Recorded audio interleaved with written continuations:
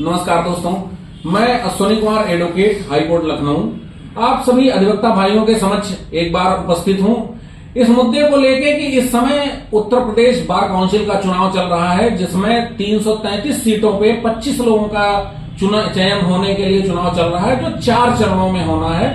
आज 17/1/2026 को पहले चरण का मतदान समाप्त हो चुका है। दूसरे चरण का मतदान 20-21 को, तीसरे चरण का चुनाव 27-28 को और चौथे चरण का मतदान 30-31 तारीख को होना है।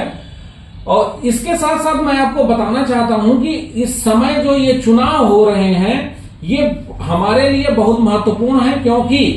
इन्हीं के द्वारा उन 25 लोगों का चयन होना है जो अगले समय तक के लिए अपने पूरे कार्यकाल तक के लिए हमारे लोगों की बातों को सही जगह पे उठाने का उनके पास पावर होगा, उनके पास समय और स्थान होगा। अभी तक आपने देखा होता ये आ रहा है कि बहुत लंबे समय से एडवोकेट्स प्रोटेक्शन एक्ट की मांग चलती चली आ रही है, लेकिन अभी तक लागू नहीं हो सका है, जबकि अधिवक्ताओं के साथ आए दिन मारपीट, बदतमीजी, गाली गलौज शासन से लेके प्रशासन तक के द्वारा किया जा रहा है। यहां तक कि उनकी हत्याएं तक हो जा रही हैं, जिनके लिए कोई कुछ नहीं कर रहा है।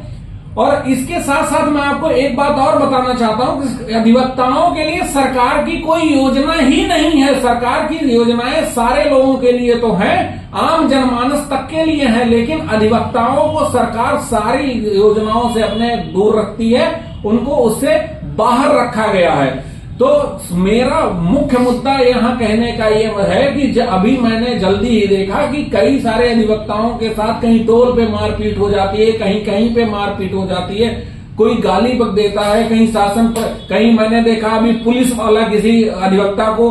उल्टा सीधा कह रहा था, कहीं डिटेन कर रहा था, थाने में घुसने को लेके वो उसको हरेस्ट कर रहा था। तो ये सारी चीजें तभी संभव है कि आप इन सब चीजों से बचे रहें, आप सुरक्षित रह सकें जब आपका एडवोकेट्स प्रोटेक्शन एक्ट लागू होगा, जो कि बहुत समय से लंबित है। और इसके लिए जो बार बार हमारे लोगों के द्वारा हमारे प्रतिनिधि चुने जा रहे हैं, उन बातों को उन जगहों पे सही स्थानों पे सही समय पे नहीं रख रहे हैं, जिसकी वजह से वो लागू नहीं हो पा रहा है। छोटे जो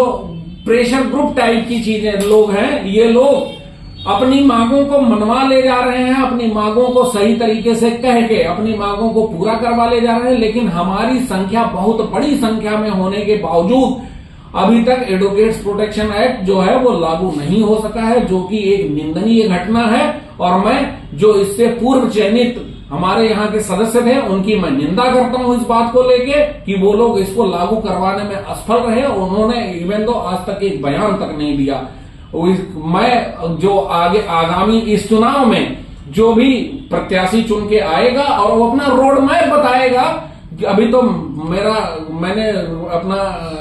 वोट कास्ट नहीं किया क्योंकि मैं तीसरे चरण वाले में करूंगा, तो जो भी अपने रोड मैप के माध्यम से बताएगा कि मैं एडवोकेट्स प्रोटेक्शन एक्ट कैसे लागू करवाऊंगा और अधिवक्ताओं की सुरक्षा के लिए क्या करूंगा, क्योंकि अधिवक्ता खुद में इतना सक्षम होता है कि वो अपने जीवन यापन के लिए, अपने रोजी रोटी के लिए